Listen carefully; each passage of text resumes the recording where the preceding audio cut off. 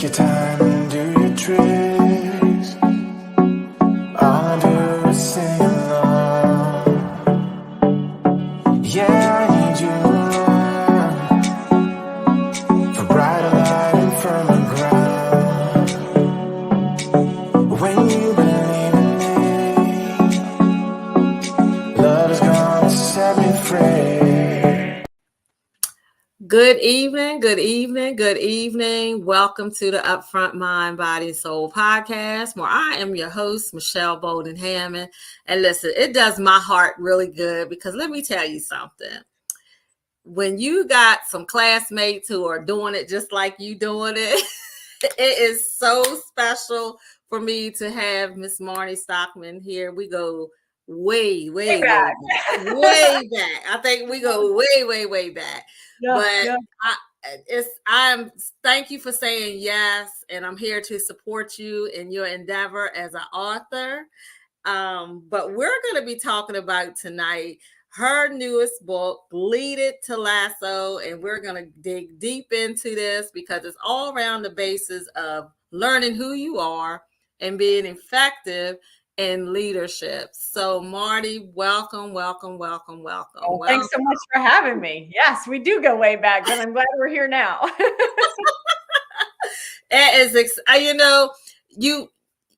We come from a small community. Yeah. But one thing I can say I don't know about nobody else's class from alumni from Eastern High School. I can say that our class sticks together. I can say that, I see it, all of us, we it's just something about our connection somewhere along the line, even we all done gone our various ways, but then we all done found it back to come home. And I see so much servitude in our class. And I that's just a special because a lot of people don't get that no more, from the classes, a lot of classes, but 88, we great. We're doing it. So Marnie, tell us how this journey to Lead It Like Lasso came. I know there's based upon a TV show because I have watched it myself. Yes. Tell us how this came all about. So first I should say I started out as a high school math teacher and ended up assistant principal at Easton High School. So, just to take it back to where you and I first met, and got my doctorate in leadership. So leadership has always been something I've been fairly passionate about. I ended up working in the software industry, and the company that I worked for got acquired multiple times. And in the course of that, we ended up working for folks like Rupert Mannion, who from Ted Lasso is just simply a horrible leader, right? So the developers and I said, we're not doing that anymore. We want to work for a company that has the same values that we have and a culture that supports everybody. So we decided to start our own, which might sound crazy, but that's what we did. So in 2019, we launched a software company that sold a product for IT business owners. And shortly thereafter, Ted Lasso came to be a thing. And my business partner, I don't remember how many times he told me, he claims it was quite a bit of like, you have to watch Ted Lasso. You have to watch Ted Lasso. And he said it. And then he would say, because you're Ted Lasso. And I thought, I don't know what that means, but all right, I'll watch the show. So I watched Ted Lasso and I was all in because it is all about positivity. It is all about, and frankly, I've used the second half of this phrase when I applied for my first teaching position. One of his philosophies is it's not about the wins and losses. It's about helping every person become the best version of themselves. And literally what I would tell people when I interviewed for a teaching job at the age of 21 was, I believe it's my job as a teacher to help every student become the best version of them they can be. So we ended up selling our company January of this year. So in 2023, and Ted Lasso season 3 came out, right? And none of us wanted to see it go, but it really made for a great story. And so many of the leadership principles tied in with what we knew and believed about business that after we sold the company, we had folks reaching out to us asking, how did you develop your company culture? I would have a lot of folks came and asked me if I would mentor them or help them figure out how to get a job that felt like the right fit for them. And we thought we should write a book about it. And we really thought, because it connected so well with Ted Lasso and Ted Lasso resonated with so many folks, that we should do how to lead it like Lasso. So that's how we got from there to here. A lot of little steps along the way, but that's the story. But you said it. And that's one thing that you said. You think it might sound crazy. Sometimes it's the craziest ideas that actually will get you to your purpose, to where you want to be. And it's all about taking chances, right? Because it's all about taking chances. You know, a lot of stuff that I do, I'll be like, man, how did I get here? Like, but I took a leap, because I always believe in it too. You got to take that leap of faith. You know, how you going to know if it's going to win or fail if you don't take that leap of faith? But, you know, and I'm going to go back to, I think it was last year, in the one time last year, I had met you in Denton. I didn't even know that you were back in the area.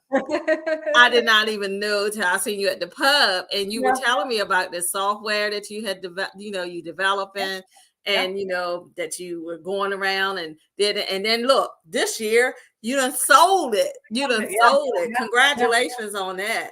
Thank you. There are two quotes from Ted Lasso that come to mind. One is, every disadvantage has its advantage. So I think, to your point, you feel like you're taking a risk when you're really jumping into something new.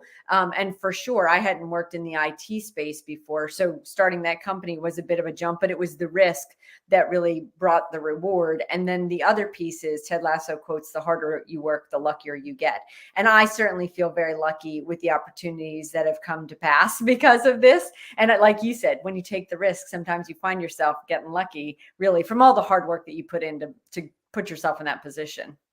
But like you said, if you don't do that, it actually, you learning more about yourself, because that's a learning journey along that way. And that is so such a score for me, because when I take these chances on something that I critically know that it's gonna feel right, you really learning more about yourself, and it actually helps you get more in tune with yourself to get to that purpose of where you need to be. Do you agree with that? Because I know it's a learning process in trying to do anything like that. I absolutely agree. And I also think if people spent more time thinking about that up front, they would be less frustrated in their work, in finding a job. So many folks, really, I get asked the question a lot, right? How do you hire people that are a good culture fit for the company? And then I got a lot of folks looking for work saying, how do I find a company that would be a good fit? And I feel like you can't just go with sort of the core mission value statement that a company puts on their wall or their website.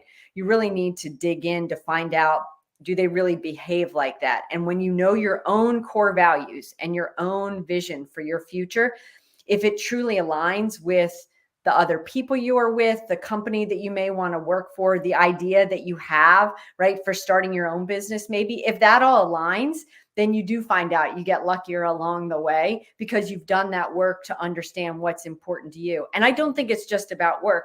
I just had an hour-long conversation with my daughter, whose core values include righteous justice. Like, that is, and honesty. And the debate was like, but other folks don't do that. I'm like, correct. So you need to, you have to work within your core values, but you also need to help align the conversation with their core values also, because that's how you're going to come to consensus on the conversation, the debate, the drama, whatever's going on.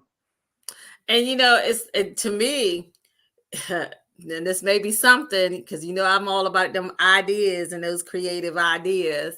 So hey, there might be a part to do a Lead It Like Lasso personality core. Oh. So in the book, we actually gave a little mini assessment, right, of the types of leader that you may be. And in the back of the book, we actually have you. So in the book, we talk about the rules, the players, the training in the game, because Ted Lasso was about a coach.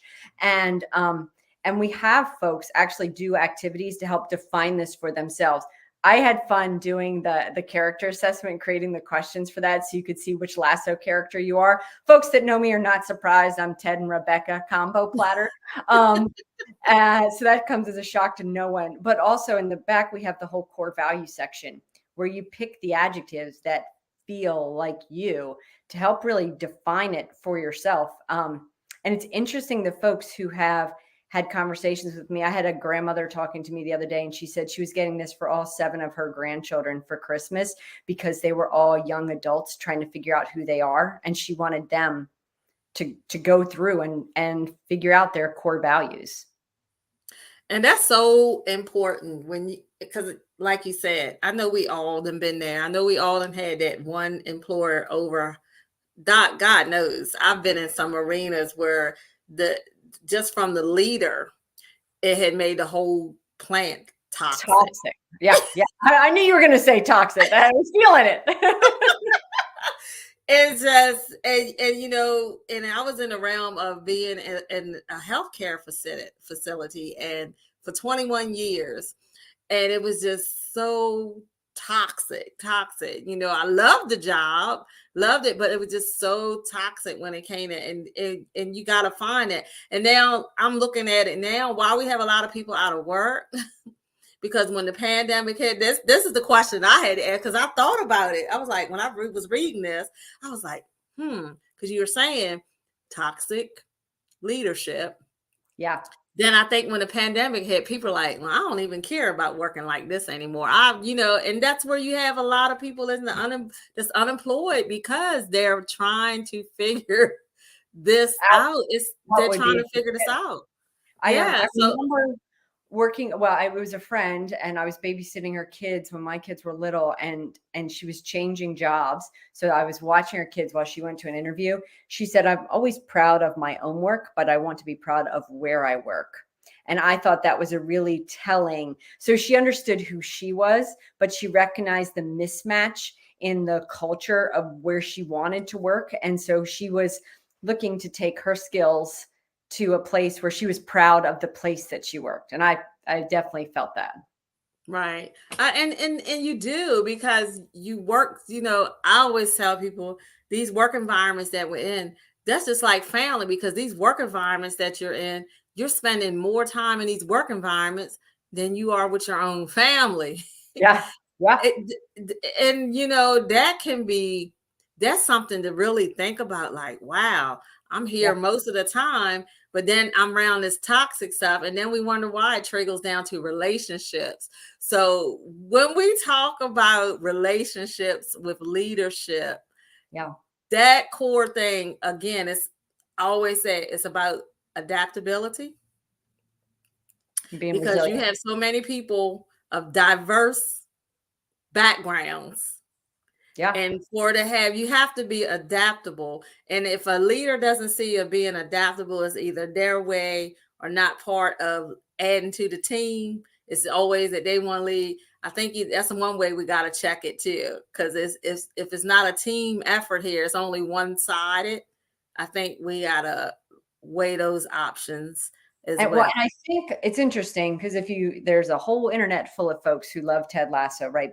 And the book is titled Lead It Like Lasso, but it's not just leading it like Lasso as though we all need to be Ted Lasso. I think one of the things that they did in the show really well is they showed his support system of all of the leaders for the team who were not just paid leaders of the team, not just the coaches, right? Everybody had a voice, but they didn't all have the same voice. So there were different strengths. So you're right, with diverse backgrounds, everybody's got strengths and everybody's got weaknesses. And so if you can really work with honesty and vulnerability and openness to acknowledge Michelle is fantastic at this, right? Marnie should not be doing the expense reports because she hates that, right? So when we can all work together within our strengths and build up each other's weaknesses, that's when everybody becoming the best version of themselves makes the team stronger, right? The rising tide lifts all ships is sort of the statement around that.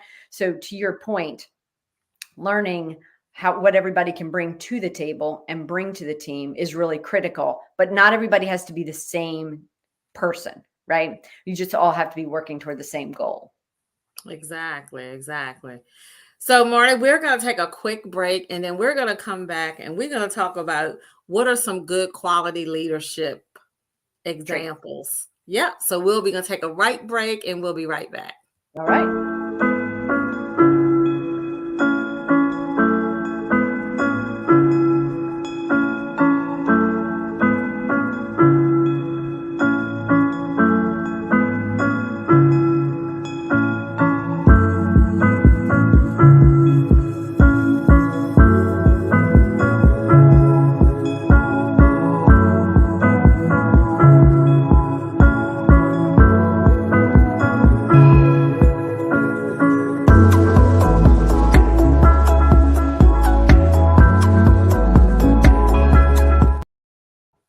I recognize some faces on there.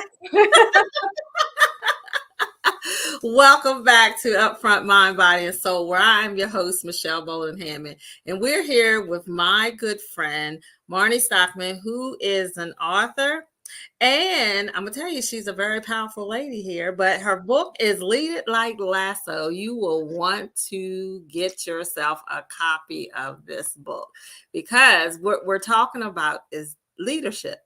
Because it's very, very, very important, not just to look at it. Because, I think there's a myth that in order for someone to be in leadership, they have to have this high position, right? Because that is a debunked myth that needs to be debunked. Because absolutely, yes, we talk about it so many times. Because sometimes my little pet peeve is, I get it, we honor certain people, I'm all about that.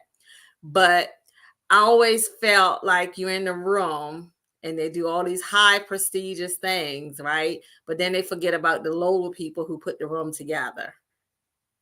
That's what I'm talking about. But just leadership is not talking about this high position. It's also a counterpart of you learning yourself. Absolutely. So the subtitle of the book is A Leadership Book for Life, Your Life. And, kind of a semi tagline of that is, if you learn to lead yourself, then you can learn to lead in a boardroom or a locker room or a classroom or your living room, right? And a lot of the leadership strategies that I've learned along the way, I absolutely implemented with my own teenagers when they were, in the teen years. So I think leadership is not a position. It is really the way that you present yourself. I always said I would rather be a leader than a manager, because I don't want to manage anything, right? But if you can lead folks by having the right core value and vision of where we're heading, that you can lead from any position. That ain't, we talk about these leadership styles. You hear them all the time about these leadership styles. So in Lead It Like Lasso, what kind of leadership style can you compare him with? Yeah. So I am definitely, like I said, I'm a combo platter of a Ted Lasso and a Rebecca Welton. So Ted is a very positive leadership style. So he is all about uplifting others. And Rebecca is more of a transformative, like, here's our vision. We're going to create a strategic plan. We're going to do the tactics to make that line up. My favorite from Ted Lasso, and so many's favorite, is Roy Kent, who's the tough love mentor. And he is a cusser and he is aggressive, but he does it, as he says in the show, from a place of love, right? And I think that's really important. We talked earlier about, you don't have to be the same type of person. There's Sam Obasanya, who's an optimistic achiever, right? He is the smiliest, most cheerful, most genuine character on the show. And then there's Keely, who is a very social connector. And I think it takes all of those types, and you don't have to be all of those types, right? But it's fun to kind of see which ones really resonate with you. I had somebody had bought the book, and she connected with us on social media and sent the picture. And she's there on the beach in her bathing suit on a chair, and she's like, I'm all Roy. I don't have any Ted qualities at all. I should probably work on empathy, which I thought was, it's interesting how, even though it is a television show of fictitious characters, we all really felt something when we watched it. And it's making people, again, not necessarily want to be Ted Lasso, but want to be better, more positive, and bring some positivity to the world. And that's the thing, more, and that's why I have this podcast. It's all about inspiring others. I'm always about, and a lot of people. Let me tell you this. A lot of people in this social media world. I'm just an average Joe. I'm just an average Joe who just like to just give a message that is inspiring, because I look at it, if it's just touched one person, it has done its purpose. And I think that is also another form of leadership, because it's about service. And that's where, like you say, the connector, the social portion, that's me. A lot of people be like, man, how you just be somewhere, because I always look at it that someone is watching. Yeah. Somebody's watching your qualities, even in the fact that they look at it as your outward appearance. But trust me, I have a heart of gold that I just want to see people do better. And I think that is where leadership roles in, because I know within myself, it starts with me. So it starts with me, and I have to have myself in this role, because I know there's some people looking at me, and we need these type of people who to bring out the positive, because they were like, oh, you the one who had that show. I was somewhere yesterday. The lady was like, I've seen you. Yeah.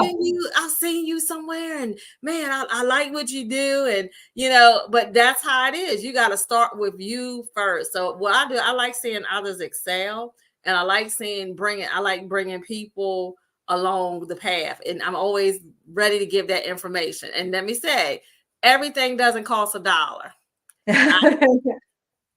Yeah, because that's where it is. I contacted someone before because I thought it was very interesting. And she was like, oh, well, you don't have enough followers. Duh. I'm not in it for the followers. I'm in it just to get the word and the message out. And she said, oh, well, once you get more established, I've been established. I've been doing this for like 9 years. So what are you talking about? So anyway, but those are the kind of things that you have to let off your back. Oh, yes. And move forward on, because I know what this is all about. But so Marnie, what would you say for that person who is looking in the role of leadership, and if they have someone to lead, what would be the first thing that they need to do? So I feel like it's an audience plant question, because I have a story for that one. So it was interesting. We hired somebody in my company. So it was our first hire, and felt like it was all remote. So I'd never met the person live, right? So you have to do a lot of Zoom calls and getting to know them, etc. And 6 months in, the person was not getting the job done, and so ended up having to let them go. And so the next time we hired, I spent a lot of time reflecting on what I had done wrong personally, as a company, as the CEO, et cetera. And I thought, we needed to do a much better job of establishing really our own personal operating system, but also making sure theirs aligned with ours. So I created a personal operating system for myself, and I let them know, like, these are things that motivate me. These are things that demotivate me. These are my expectations. And I also wrote a communication guide around what it is to work with me. Yeah, I'm up at 5:05, but I'm never going to text you at 5:05. And I really don't want you texting me before 8 o'clock, because I do my thinking time then. And I turn into a pumpkin at 9 p.m. So your 9:30 message to me is going to fall on deaf ears. But it was interesting in doing that. I presented that to them on the first day, and I asked them to reflect and create a personal operating system for themselves and share it back. And then when we have our company all hands call, we would do like little hot seat activities where we put them on the spot for a minute, and we'd kind of pepper them with questions. And it was in finding out the whole person that you much better find out, like, oh, he literally is not going to be able to respond to me. And he's not a morning person, right? Like, so my 8 a.m. stand up is probably not the most effective thing, right? We'll do it at another time that suits. But by creating the personal operating system and having the team create one back really shows that we're asking the whole person to come to the party. As you said earlier, you're with these people more than you're with your family, you know, during the day. And they need to know that their whole self is invited to be a part of your company. So I do want to know what your favorite pie is. In Ted Lasso, it was first concert, best concert, right? He was always asking silly questions to get to know somebody, but they're not so silly. And would love to tell you my little hack for hiring. And I explained this to somebody yesterday and they're like, I can't believe that that's your hack. Well, it is. So when we would hire, we would ask them to send a 5-minute video that asked 2 questions that were technical for the role that they were in, right? Be it customer success or engineering or whatever. But the third question was, is a hot dog a sandwich? And I can tell you that the answers to the is a hot dog a sandwich question first guaranteed whether or not somebody was going to send me a video back. Because if you're thinking, oh, I want to work for a woman who cares about whether or not a hot dog is a sandwich, right? That clearly says something about our culture. But the way they respond to that, let me know about them. I got fantastic answers. My favorite correspondence with one of the gentlemen was he asked what the company policy was about a hot dog being a sandwich. And I replied, sir, we do not give out corporate information, you know, confidential information until you're officially part of the team. He said, yes, please. I want to work for any team that considers their views on hot dogs being a sandwich as corporate confidential information. So that just showed a bit of our culture, that we're goofy. We don't take ourselves too seriously. And if you can live with that, we want to find out that a hot dog is a cousin of a taco, or, you know, a hot dog is a Schrodinger sandwich. Those were my 2 favorite responses. But the communication guide and the personal operating system really help people, again, show up as who they, all of them, you know, their holistic version of them, not just like the compartmentalized, I can do accounting work well. All right. So since we're on the topic, since you said is a hot dog a sandwich, so Marnie, would you think the first person to reply, we have a gift bag from Miss Marnie 100%. Stockman. Yes, I would love for that person to get the gift bag. Yes. So this is how you can apply yourself to win the gift bag from Miss Marnie Stockman from her Lead It Like Lasso. So there's a gift bag. So we're asking the first person to respond nicely in the chat. You'll be the winner of this bag. So we're asking, is a hot dog a sandwich? We're looking for that winner. We are looking for that winner. So, but you know, Marnie, I want to say again, thank you so much for coming on. And you know, whatever I can do here at Upfront, you know, I'm waiting for the big movie of this. I think the Apple TV series was probably what we're getting, but this has been a lot of fun for sure. So everyone there right across the screen, this is where you can go pick up and get more information. HTTPS leaditlikelasso.com. You can also just, go buy yourself 10 of them. It is very good book, especially for you to learn about yourself, especially being effective as a leader. Because we know that, you know, everybody don't know how to be a leader. Some people like to lead, but not everybody can be a leader. So, you know, that's one of the things that we say. And before we leave out, we've been asking for our following year for anyone who wants to leave out with our daily show. When we leave out with a mantra, something that's inspirational, that is what we're going to come up with. So we're asking you to send those requests up to www.upfrontmind body soul at gmail.com, and we will be posting those in the beginning of 2024. And again, Marnie, you posted that. Yes. One of the ones that I say is, if you have a chip on your shoulder, use it to bet on yourself. There it is. That's our lead out for tonight. So get those chips off your shoulder. So Yeah. tell them again, Marnie. Let them hear that again. Yeah. If you have a chip on your shoulder, use it to bet on yourself. Okay, there it is. You have heard it. So again, we thank you, Marnie, for coming on tonight to Upfront Mind, Body, Soul. And audience, tune in, because we're winding down to the holiday and to the year. We wish you all a Merry, Merry Christmas and the holiday season, a new year coming. And we're looking for some great things coming up for next year for Upfront Mind, Body, and Soul. Until next week, I am your host, Michelle Bolden Hammond, and we just gonna love on you. And again, we appreciate you, Marnie, for coming on. Thanks for having me. You're so welcome.